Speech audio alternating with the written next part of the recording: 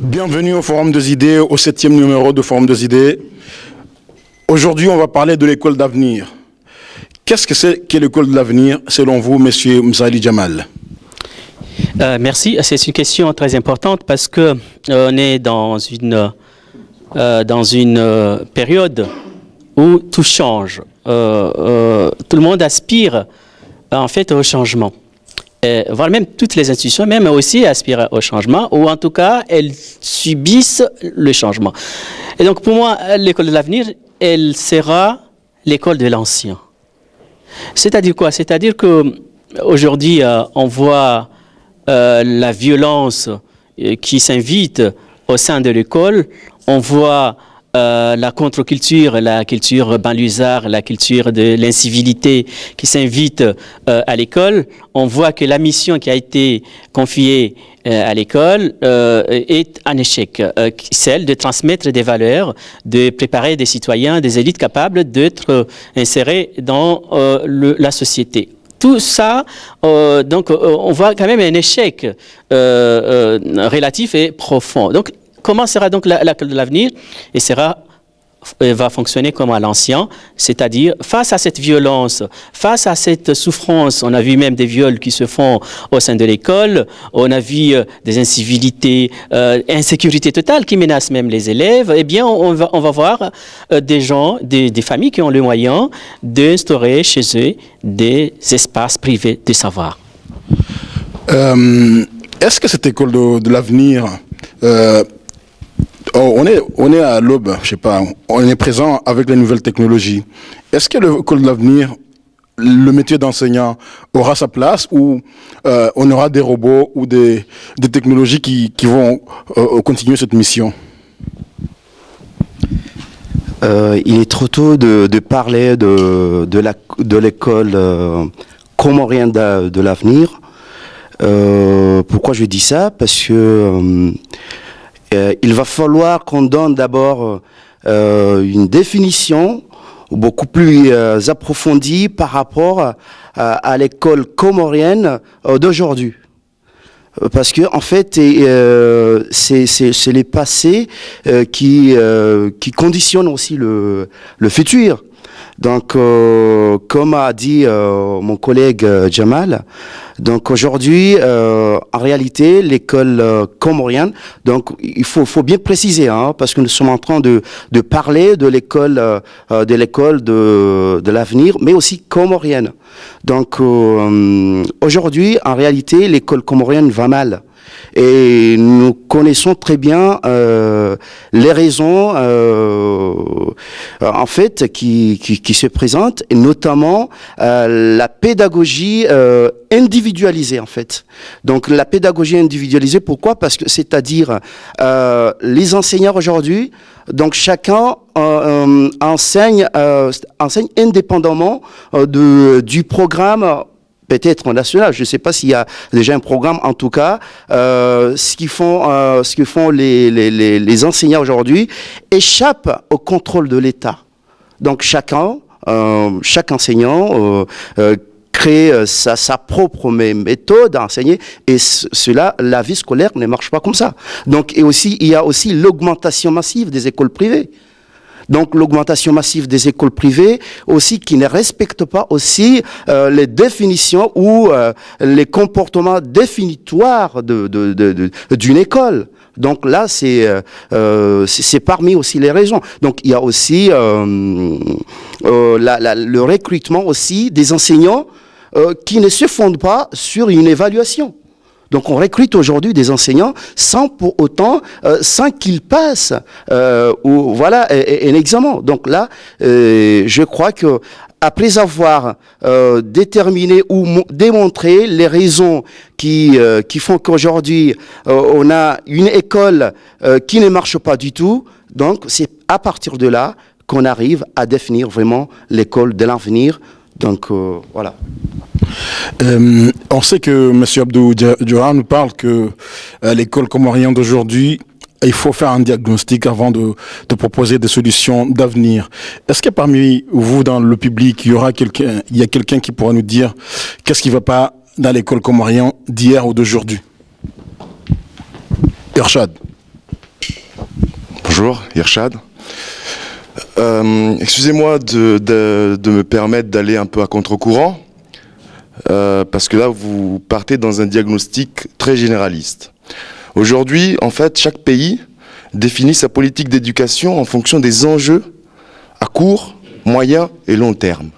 Aujourd'hui, les Comoriens n'ont pas de problème de diplômés. On en a plein. On en a un paquet. Je pense qu'on doit être un pays où il y a une concentration d'élite, voilà, c'est pas le problème. Moi, je pense que le problème, il est au niveau de l'orientation. Aujourd'hui, on nous parle de pétrole. D'accord ? C'est un élément important parce que dans peut-être 10 ans, les Comores auront besoin d'électrotechniciens, d'électromécaniciens, des cursus courts. Moi, ce que je pense, au niveau de l'Université des Comores, il faut une réforme immédiate. Aujourd'hui, nous avons des brillants sociologues, nous avons des brillants juristes, nous avons des brillants écrivains. Il faut mettre en place un système d'orientation pour que toutes les nouvelles générations... Parce que l'école sert à quoi? Sert à former les citoyens pour que demain, ils puissent vivre de leurs acquis. Voilà. Aujourd'hui, bon, le mal est fait. Il faut tout de suite rectifier le tir. Parce que dans 5 ans, ou peut-être dans 10 ans, qu'est-ce qui va se passer? Nous allons faire appel à des mécaniciens tanzaniens. Et puis les jeunes Comoriens, ils seront encore au chômage. Ils seront encore au chômage, on nous dira, écoutez, il se passe des choses, il y a un tournant qui est là, les Comores, mais ça va servir à quoi, en fait? Le vrai problème, il est là. Il faut immédiatement arrêter les cursus qui ne mènent pas à grand-chose. Je parle de ceux qui sont sur place, parce que ceux qui sont ici, ils se débrouillent, malgré tout. Je parle de ceux qui sont sur place, qui habitent les places des jeunes. Voilà, c'est ça le malheur. 3000 étudiants qui sortent de l'Université des Comores par an. Vous vous rendez compte? Dans 10 ans, on aura 30 000 chômeurs. Pourquoi? Parce qu'ils ne seront pas adaptés au marché de l'emploi qui vient en face de nous dans un avenir très très proche. Voilà, c'est ce que je voulais dire. Merci. Merci. Je crois que dans le public, il y a certains qui veulent réagir par rapport à cette notion d'école, d'éducation. Monsieur Mahmoud. Oui, merci et bonjour à tous. Je n'ai pas de leçon à donner, j'ai juste un constat et peut-être quelques suggestions. Il se trouve que je me trouve avec Seydi Abdoulaye qui se prépare à reformer tout ça. J'irai un petit peu dans le sens de Irshad, que peut-être aujourd'hui on a besoin d'aller plutôt, l'école d'avenir, c'est pas la technologie, mais plutôt la technologie au sens manuel et technique du terme. Je crois plutôt que d'aller vers une université de formation générale, avec tous les élites qu'on a, on devrait plutôt aller vers un développement d'IUT, un développement de lycée professionnel. Et je crois que ça nous serait beaucoup, beaucoup plus utile que dans les jours à venir, en tout cas dans les années à venir. Mais avant d'en arriver là, je crois qu'il faut partir à la base. Nous avons perdu nos bases. On est un pays dont la Constitution, le premier article, c'est que le pays, il est musulman. Ça, c'est le premier article de la Constitution comorienne. Donc tout ce qui se fait, c'est sous les bases de la religion musulmane. Et il se trouve que l'école coranique, il est un petit peu à l'abandon. On est en train de mettre en quelque sorte des écoles maternelles qui n'existent pas et qui ne fonctionnent pas. Or, ça nous servait un petit peu de ça. Et j'ai envie de vous poser cette question justement, que pense Seydi Abdoulaye dans ce sens de l'éducation, puisque nous n'avons pas parlé du tout dans son programme. Ça serait peut-être l'occasion. Je crois qu'il faut revenir là, de dire les jeunes, avant d'arriver au lycée, avant d'arriver au collège, au lycée, ils passent d'abord par l'école primaire. Notre école coranique servait d'école maternelle, c'est-à-dire un lieu de sociabilisation, un lieu de fréquentation, un lieu où on a des repères, où on sait se lever, on sait s'asseoir, un lieu où on sait qu'est-ce que c'est le respect, et aller, revenir, et ça, c'est mis un petit peu à l'abandon. Je crois qu'il faut revenir un petit peu sur ces fondamentaux, et après, pouvoir aller plutôt vers la professionnalisation de la formation des étudiants, avant de chercher les élites, parce que, comme disait Irshad, on en a. Merci.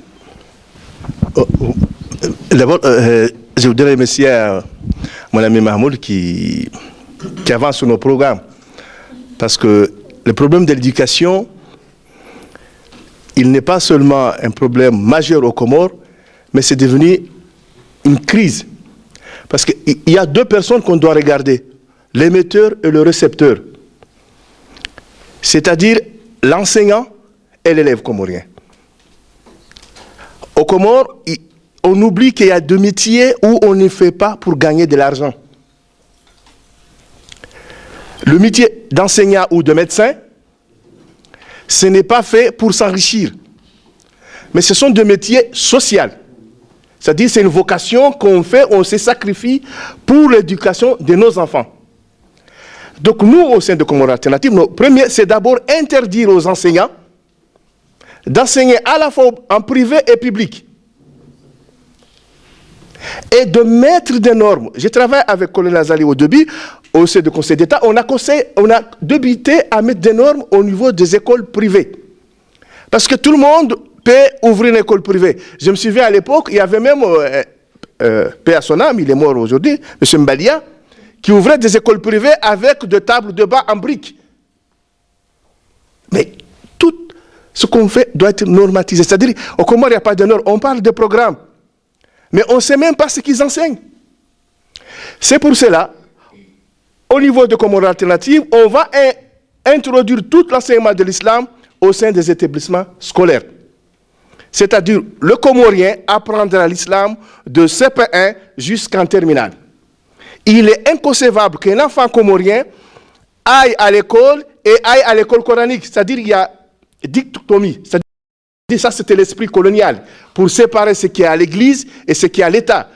L'État comorien, c'est un État religieux, islamique. Donc, on enseigne l'islam.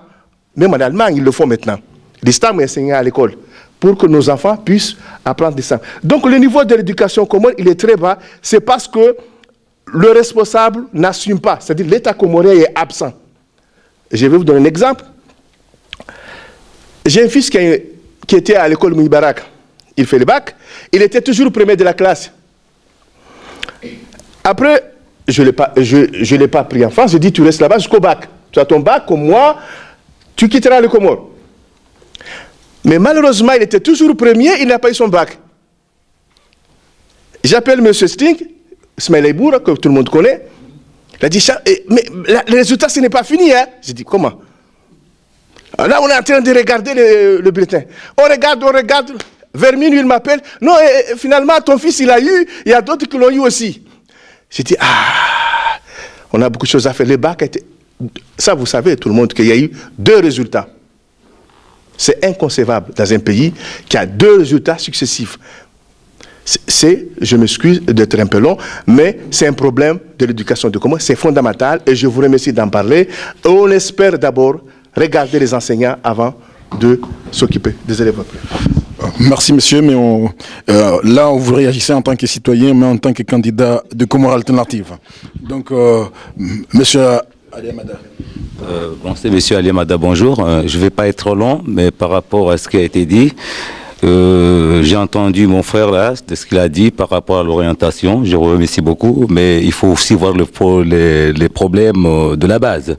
Comme il a été souligné par Abdou Johar, nous avons un système éducatif très compliqué et tout ça, c'est, comme vous dites, tout cela, c'est la faute de l'État. Parce que quand vous voyez le ministère de l'Éducation aujourd'hui, il y a nos doyens, comme moi j'ai été enseigné par les vieux papas là, j'ai eu la chance d'être enseigné par ces vieux là, et ils ont fait ce qu'ils ont pu, et aujourd'hui parmi eux ils sont à l'éducation, mais jusqu'aujourd'hui nous avons toujours le système archaïque. La preuve en est que de 1980 jusqu'à aujourd'hui, nous avons le système de renouveau qui ne prépare pas, qui ne fait rien. La preuve en est qu'aujourd'hui, vous trouvez des enfants qui vont jusqu'en terminale avec leur bac, bac direct, disons, avec mention. Mais au fond, quand vous regardez ces enfants-là, vraiment, ça fait mal au cœur. Bon, une fois, au niveau des niveaux, ça ne marche pas du tout. Donc je pense que l'État doit quand même se donner du temps. Travailler, mais encore les techniciens de l'éducation, pour moi je les accuse plus, les techniciens de l'éducation, je vais parler des inspecteurs et tout ça qui sont là, qui font pas leur boulot. Et vous voyez maintenant, quand il faut avoir un enseignant, vous partez à Ouziouani, vous cherchez le fils d'un grand notable, bon, dont tu vas enseigner. Moi j'ai pris l'exemple d'un Kourani Assima, j'ai été avec l'inspecteur, bon je m'excuse de le dire, on a trouvé un enseignant sur place là, un frère de Badjini. Bon, au tableau, on a vu, il a écrit « Que faire ?» Que avec que Konaté, là, tu voyais, bon, il y avait un Français à côté, c'est ça, vraiment, c'est ridicule. Mais ça, vous dites que c'est la faute de l'État, mais en quelque sorte aussi, nous sommes tous responsables de ces affaires-là. Parce que nous avons vraiment une méthode très dangereuse que chacun, quelquefois, fuit ses responsabilités. Mais toi, tu fais part de ces maladresses parce que toi, tout le temps, tu parles au ministère, tu veux que ton fils soit enseignant. Mais comment il peut être enseignant alors qu'il y avait l'école des pâtisseries qui a formé des enseignants qui sont tous renvoyés politiquement? On ne voulait pas d'eux parce qu'ils ne sont pas du pouvoir. Bon, maintenant, on ne trouve nulle part, ces enseignants-là. Il y a la multiplication des écoles, comme il a dit Abdou Johar. Comment peut-on concevoir, dans une région comme le Pimba, Johar a eu le culot de le dire, on peut avoir à peu près 4 écoles privées. Et les enseignants, on ne sait même pas ils viennent d'où ces enseignants-là. Ces écoles-là existent. Vous partez à Ouziwani d'Embeni, il y a 2 lycées, mais il n'y a pas un qui est lycée de référence. Mais il y a, parce que je suis du Zouani, moi je suis du Zouani, il faut que Zouani, bon, nous avons besoin d'un lycée, bon, Dembeni, moi aussi c'est la grande ville, chef-lieu, nous aussi, mais aussi aujourd'hui c'est Amjan-Kagnoa qui demande aussi à avoir un lycée. Ça, vraiment l'État est absent, je regrette beaucoup de le dire, mais je repose la question à Seydi Abdellah qui prétend être président de la République en 2016 et élu en 2014. Vous avez un grand travail à faire, espérons que vous allez tenir bien, mais ça ne va pas du tout. Il faut que l'État fasse son boulot. Et vous aussi, les politiques, vous avez encore un mot à dire. Ne vous laissez pas aller au pouvoir et puis donnez vos idées. Donnez-les de maintenant. Merci. Nous avons l'honneur d'avoir M. Abderrahmane Ouadjir qui est parmi nous. Donc, il est enseignant ici. Et le thème d'aujourd'hui, c'est l'école de l'avenir. Selon vous, est-ce que la méthodologie qui est étudiée aujourd'hui ici, comme la pédagogie renversée, ça fait partie de l'avenir? J'ai entendu tout à l'heure, le niveau est très très très très bas aux Comores. Mais figurez-vous que le niveau est très très très bas en France. Je suis enseignant, comme vous l'avez dit. J'ai des élèves qui ont un niveau, si ce n'est pas le même que ceux des Comores, il est peut-être encore plus bas. En France, je veux dire. Sauf que la différence est que les autorités françaises prennent le problème à bras-le-corps. Alors que nous, c'est devenu le quotidien, personne ne s'en occupe. Mais peut-être qu'on peut se poser la question, pourquoi le niveau est si bas aux Comores en ce moment? Peut-être que vous y avez répondu, je viens juste d'arriver. Mais nous qui avons fait l'école dans les années 80, nous avons eu comme instituteurs des gens qui avaient un niveau à peine 4e, 3e. Et pourtant, je peux vous dire que moi, je suis arrivé en France, j'étais en 5e. Je suis arrivé directement en 5e. Je n'ai pas eu besoin d'une remise à niveau. J'ai continué comme si c'était un élève qui avait commencé l'école en France. C'est paradoxal d'avoir des enseignants à l'époque qui étaient de niveau 3e, mais qui nous ont permis d'acquérir un niveau de connaissance qui nous permettait de suivre la scolarité française. Alors qu'aujourd'hui, on a des enseignants, soi-disant minimum bac, ou même plus, mais qui ne permettent pas à nos petits frères et petites sœurs d'avoir un niveau suffisant. Alors, que s'est-il passé? Je pense que ce n'est pas la faute à nos petits frères et petites sœurs. Ils ne sont pas, entre guillemets, nuls. Non. Ce sont les enseignants eux-mêmes, je suis désolé de le dire, qui sont nuls. Quand vous êtes nul, ce que vous transmettez est aussi nul. Et vous savez aussi bien que moi, que je l'ai entendu à plusieurs reprises, quand vous allez dans un village, nos mamans qui nous disent « Eh ben, hatamba ufundi ». Vous imaginez ce que cela veut dire? Ça veut dire que c'est le métier le plus sous-estimé, le plus vraiment... c'est le dernier des métiers. Ça veut dire ce que ça veut dire. Il n'y a pas besoin d'être sociologue, d'être anthropologue pour analyser toute la situation. Rien que cette phrase. Alors imaginez ce que Ilamba Fundi va transmettre à nos petits frères et nos petites sœurs. J'ai été absolument interpellé par l'exemple que vous avez donné avec le cas Konaté. Ben, figurez-vous que moi j'ai enseigné à l'université des Comores, ben, j'ai eu pire que des cas Konaté.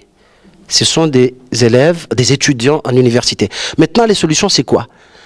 Ce n'est pas, à mon avis, évidemment, ce n'est pas l'éducation nationale qu'il faut réformer. Je pense que c'est toute la structure étatique. C'est toute la structure étatique.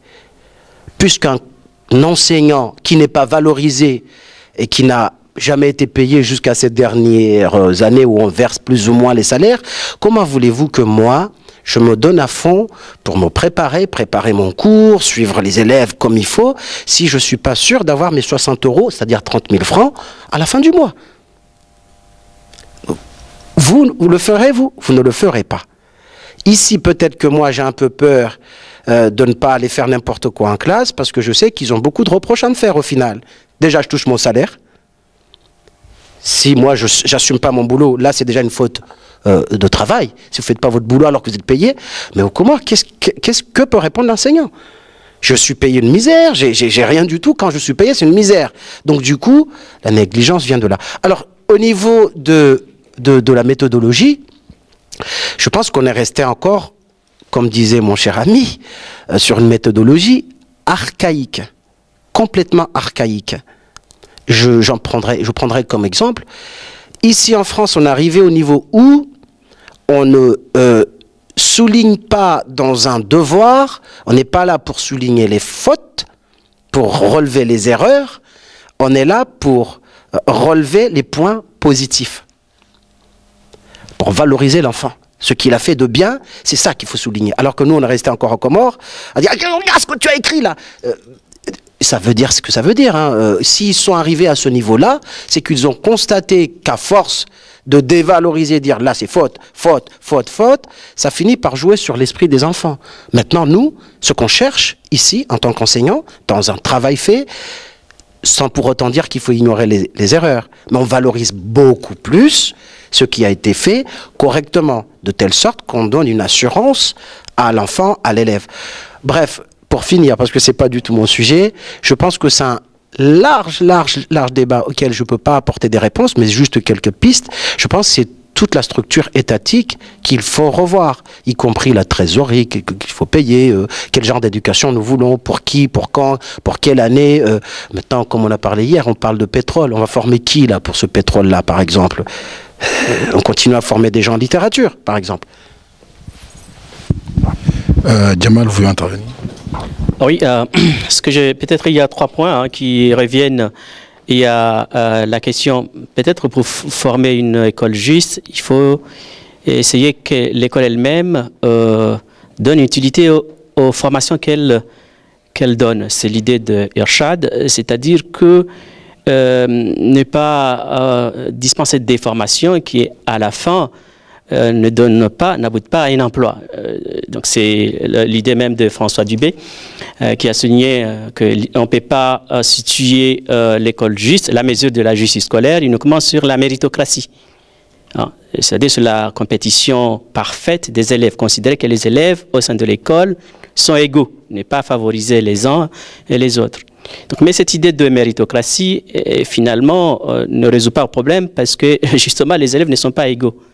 Il faut donc donner plus à ceux qui ont moins, notamment par l'optimisation de la présence de l'enseignant, par un dispositif éducatif, notamment la responsabilisation des élèves, leur donnant par exemple, fonder une radio, parce qu'il y a la notion de niveau qui est très bas, fonder une radio au sein de l'établissement scolaire, leur donner des rôles à jouer, de théâtre, de bibliothèque. Donc tout ça, on ne peut pas donner des réponses exactes et toutes faites maintenant, mais ce sont des pistes. Donc je pense que l'utilité de la formation que nous donnons, que l'école donne, doit être au cœur même de la réforme scolaire. Il y a l'idée aussi de la moralisation, parce que pourquoi nous formons? Pourquoi l'État va mal alors qu'il y a des élites, ça a été souligné là, il y a l'élévation du niveau, l'élévation de diplôme, mais à chaque fois qu'on confie à un responsable d'une fonction publique, eh bien, tout bascule. Pourquoi? Donc, je pense que c'est la notion de la morale. Il faut, à mon avis, que l'école elle-même revienne sur les valeurs anciennes qu'elle était chargée de transmettre. L'idée de la morale, de la discipline, de l'autorité. Donc, valoriser l'école, valoriser les élèves, valoriser les enseignants pour qu'il y ait l'estime de soi-même. Donc, comment on valorise l'école? Donc, il faut donner des moyens, bien évidemment. Il faut élever la rémunération. Et donc, voilà ce que je voulais dire à la fois. Donc, je pense que l'école juste, c'est celle qui réfléchit sur l'utilité des formations qu'elle offre, la valorisation des enseignants, en même temps, sur la notion de la morale, sur l'élite, la formation des élites. Donc, Abdou-Jahar, maintenant, je vais vous poser la question. Jamal vient de dire que l'école de l'avenir, c'est une école qui sera remplie par des valeurs morales.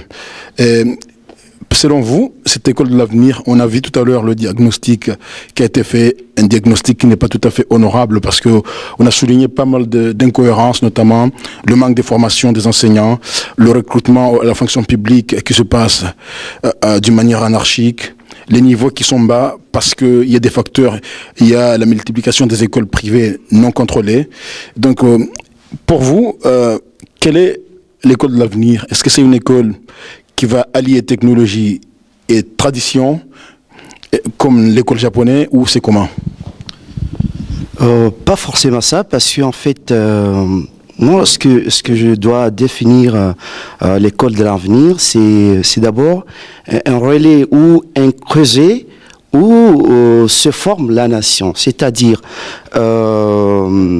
il faut savoir que l'école a un rôle beaucoup plus important, notamment éduquer, instruire, intégrer et promouvoir. Donc ces rôles-là, si une école, l'école de l'avenir ne joue pas ce rôle-là, donc là sera synonyme vraiment, sera synonyme de quoi? Des maladresses. Donc là, le problème, c'est qu'aujourd'hui, on n'arrive pas vraiment on ferme les yeux sur le problème aujourd'hui qui frappe l'école comorienne. Donc l'école de l'avenir, c'est quoi? C'est une école qui doit transmettre les valeurs de la démocratie, d'abord, et aussi les valeurs de la République. C'est une école qui doit aussi rassembler les matières ou enseigner les matières donc par rapport à notre mode de vie. Parce qu'aujourd'hui, le problème, c'est qu'on a fait, comme on dit souvent, un copier-coller du programme français. Donc c'est ça le problème. Ce qui nous manque aujourd'hui, c'est la confiance en soi.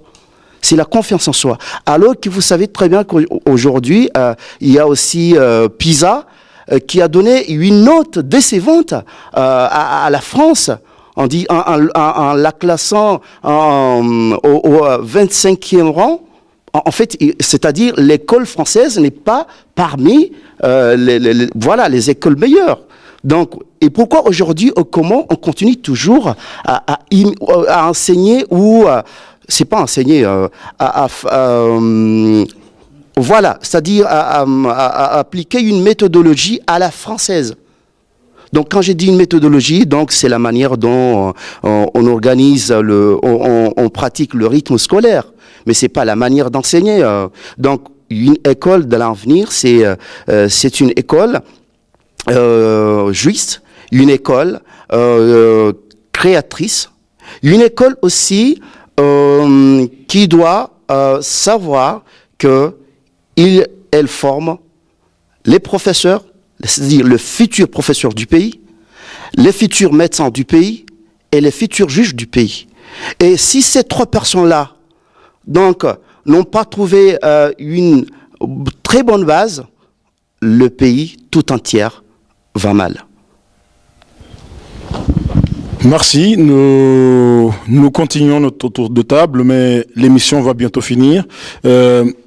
Quelqu'un veut intervenir? Juste une petite intervention par rapport à Wadjir. Juste dire un mot par rapport à ce qu'il a dit. C'était très intéressant en disant pourquoi on continue à faire du copier-coller par rapport à la France au niveau de l'éducation. Je pense qu'il faut remonter un peu plus loin, comprendre que les Comoriens eux-mêmes, dès le départ, en dehors de l'éducation, ont tendance à se sous-estimer déjà. Je prendrai comme thème, comme exemple, que j'ai toujours pris, regardez un peu au niveau des fruits et légumes. Que dit le Comorien? Il a 2 papayi, il y a papayi la Chizungu, il y a papayi la Chikomore, le Djemanali, et la Chizungu. Pourquoi? Il y a majimbi ya Chizungu, il y a majimbi ya Chikomore, et même daya ya Chizungu. Pourquoi? Ceci est une continuité au niveau de l'éducation, du fait que on va prendre ce que fait le français, parce que forcément, c'est bien. Donc le mal n'est pas d'aujourd'hui. D'ailleurs, si vous voyez un peu dans l'histoire un peu anthropo-sociologique, le mot Uzungu lui-même, au départ, quand on te disait « Ouais, Mzungu, m'dako pochononde, dami, miti no vinho, miti kafiri, miti lipurunku, miti mzungu, mzungu babaho », c'était avant. Le mot qui avait une connotation négative, qu'est-ce qu'il est devenu aujourd'hui? Quand tu dis « Eh, fahamu, rendez-vous, le mot a pris une connotation positive aujourd'hui. C'est-à-dire tout ce qui est Mzungu est devenu la référence. Alors qu'avant, on s'enfuyait. On était plutôt du côté, même c'est un arabe. Arabe, c'est arabe qui était bien d'ailleurs avant. Maintenant, il y a un basculement. C'est-à-dire la colonisation mentale des Arabes a basculé vers une colonisation, un néocolonialisme maintenant des Français. Et c'est d'autant plus paradoxal que nous n'avons jamais été aussi francisés, nous les Comoriens, que quand les Français sont partis. Il aurait mieux valu que les Français restent aux Comores, qu'on soit colonie, on serait encore plus Comoriens que quand ils sont partis. Et ça aussi, ça s'explique. C'est ce qu'on appelle l'attirance de ce qui ne t'appartient pas, de ce que tu n'as pas. Tu es attiré par ce qui est parti, mais tu n'es pas attiré par ce qui est juste à côté de toi. Quand la France était aux Comores, il y avait les Magungu, il y avait tous les trucs comoriens existaient. Quand la France est partie, c'est là où on a viré tout ça, on a dit on veut être comme vous là-bas qui êtes partis. Alors il faut savoir, nous sommes les Comoriens en ce moment, en tout cas tout le pays, et dans une espèce de creuset, entre 4 chemins, 5, 6 chemins, la culture comorienne, les Comores sont en train de basculer. Et ce que dit mon ami, quand on fait du copier-coller dans l'éducation, on fait du copier-coller partout. Partout. De telle sorte que même le vocabulaire. Avant, quand on faisait du copier-coller, bon là j'embrasse plusieurs sujets, quand on faisait du copier-coller dans la langue même française, on disait, on n'a pas un mot pour dire avion, mais on ne va pas dire avion. On le prenait ce mot avion, on le comorianisait et ça devenait un vio. Banque, on n'a pas un mot pour dire banque. On le prenait chez vous, mais on ne va pas le dire comme vous, on va le dire boinque. La boinque. Et maintenant, qu'est-ce qu'on fait? Non, on cherche à le dire mieux que le français lui-même. L'avion, la banque, pour se montrer encore plus francisé que le français. Je veux dire, nous sommes... Bon, c'est très large, c'est un autre sujet, hein, mais je peux donner 10 000 exemples comme ça. Mais ce que dit mon ami est plus profond. Ceci est vrai, absolument vrai. Mais le copier-coller, on y est dedans maintenant. De telle sorte que même ce que nous avions de Comoriens d'efficace, c'est pour ça que l'école doit jouer un rôle énorme, ce que nous avions Bon, je vais finir sur juste sur une petite question. Prison, que tout le monde connaît, la notion de prison. On envoie les gens en prison. D'où vient cette prison? Elle n'a jamais existé aux Comores.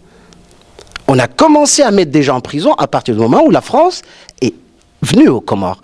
Nous avions des modes à nous de punition, de répression pour ceux qui vont contre les normes, qui étaient adaptés en fonction de notre culture et de notre société. Qu'est-ce que ça me fait, moi, si je vole 1 milliard que vous me mettez en prison? Je m'en fous. Puisque la prison, pour moi, Comorien, cette suppression de ma liberté ne me touche pas, tel que ça touche le français. Or, si vous dites que ça me touche énormément. C'est pas parce que la France pratique la prison que moi, Comorien, il faut faire part. Donc, il y a tout à revoir. C'est pour ça que je disais tout à l'heure que ce problème de l'éducation est très bien, mais beaucoup plus. Il faut voir, c'est toute la structure étatique, l'État, la culte, il faut tout revoir. Merci, on continue. Avant de finir dans 2 minutes, je laisse à M. Abdallah. Je voulais juste intervenir sur le copier-coller. Je trouve que notre frère il a raison, mais surtout, nous avons une crainte de se prendre en charge. Et ça, j'aimerais que l'élite comorienne, surtout l'élite, ceux qui prétendent être l'élite comorienne, osent aller de l'avant et dire ce qui ne marche pas et ce qui marche. Parce qu'on peut se regrouper là, dire que voilà, vraiment ça marche. Je suis très content d'entendre Wadi de s'exprimer parce que nous, par exemple, on propose ce genre de peine associée au Gungu. C'est-à-dire que toute peine, proposition de loi, je vous ai dit que c'est les candidats de députés, mais on va proposer des lois, toute peine au-delà de 4 mois sera suivie d'un travail d'intérêt public au marché. Une sorte de Gungu. Parce que si la personne, il est vu en tenue jaune, en public, que c'est lui qui a volé, nous, on va associer ça. Parce qu'on ne peut pas être blanc. On n'a pas honte d'être comorien. Et là, la question, ce n'est pas une question de copier-coller. Mon frère l'a dit.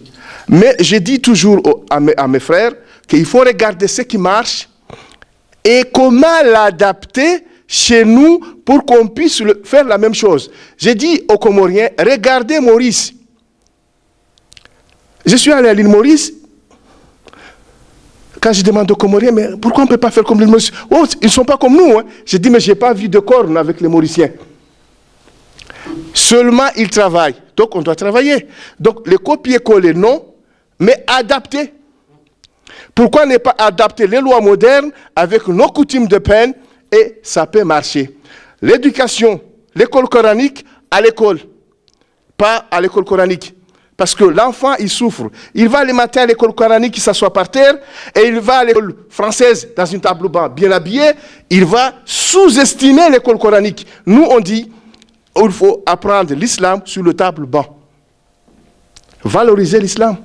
Donc, je voulais juste intervenir sur ça, les copier-coller non, mais c'est vrai, il faut aller de l'avant et se prendre en charge, surtout ne pas attendre qu'on nous aide.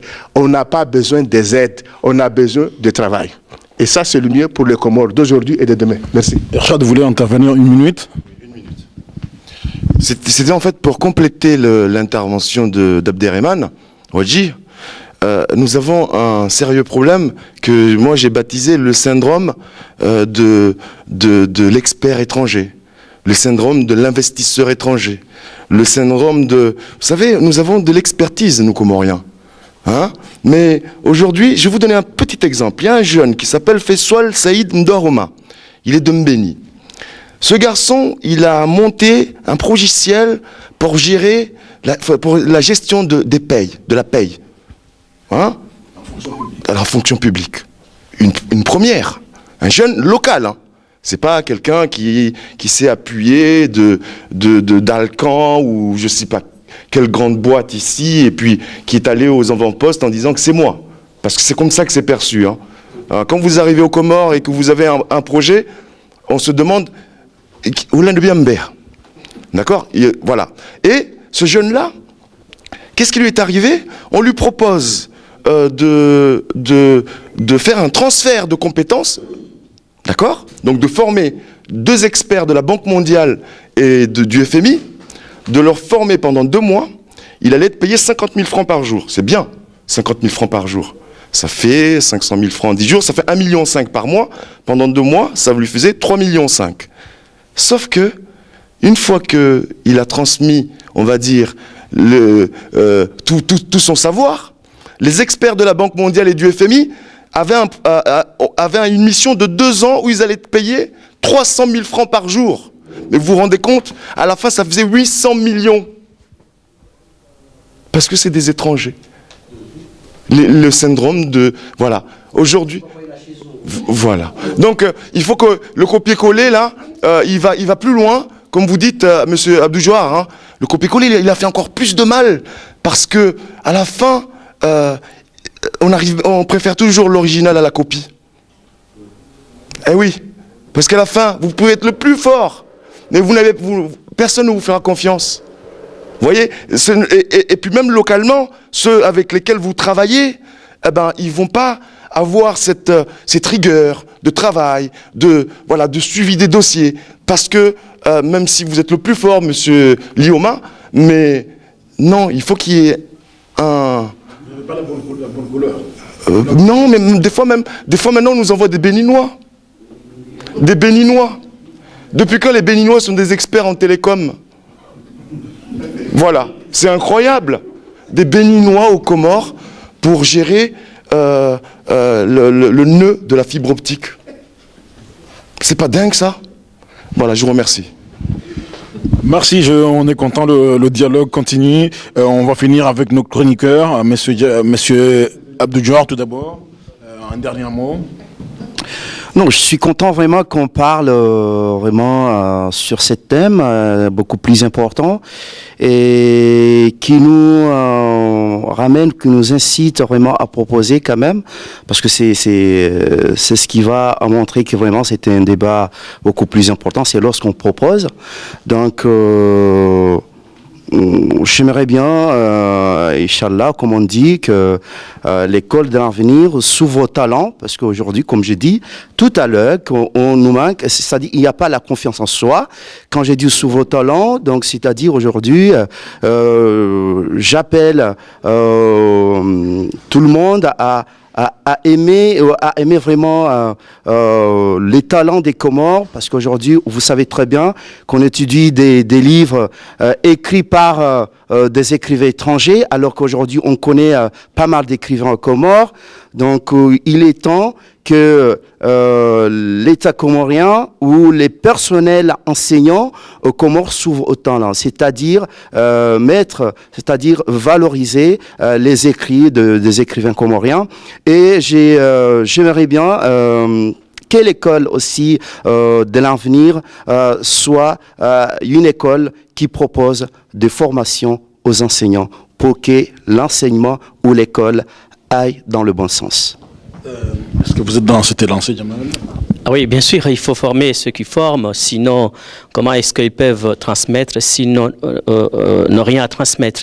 Ceci est un fait. En même temps, l'école de l'avenir, je pense qu'il faut absolument que l'enseignement et la pédagogie soit adaptée au contexte dans lequel elle s'applique, c'est-à-dire au contexte comorien, mais en même temps, il ne faut pas avoir peur du copier-coller, parce qu'on est dans un monde d'interdépendance, dans un monde de globalisation où il y a des échanges à la fois économiques, mais des échanges de l'intelligence. On parle maintenant de la pédagogie inversée, on parle maintenant de la pédagogie collective. Il y a même un ingénieur afghan qui a créé l'école universelle où les élèves, il y a même l'école de 42 qui a été créée par Free, l'entreprise Free, donc où on envoie les élèves pour apprendre des savoir-faire liés à l'informatique sans certificat aucun, mais qui leur permet d'avoir un emploi sur le marché, qui donne estime de soi à ces apprenants. Donc c'est très important à la fois de prévoir une pédagogie adaptée au contexte comorien, mais en même temps de ne pas avoir peur donc, sinon on sera toujours en arrière, on sera toujours au bas de l'échelle. Donc il faut,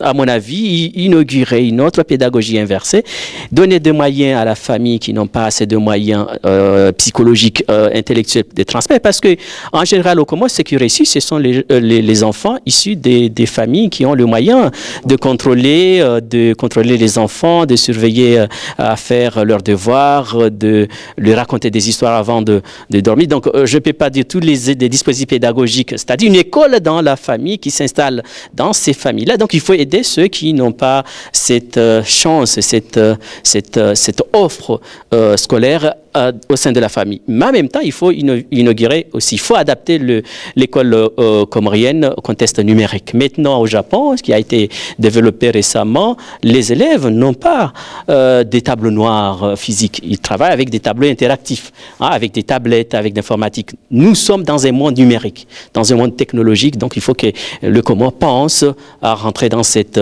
Je ne vais pas dire que tous les élèves aient une tablette, un ordinateur, mais c'est chose importante parce que nous allons dans ce monde-là qui domine cette pédagogie. Merci. Donc, nous avons vu que l'école de l'avenir, c'est une école qui lie à la fois technologie, tradition, savoir-faire et savoir-être. Donc, c'est le mot de la fin. Merci à tous d'avoir participé à cette émission. Nous avons eu des politiques, des intellectuels, des citoyens lambda à ce 7e Forum des idées. Merci. À la prochaine fois.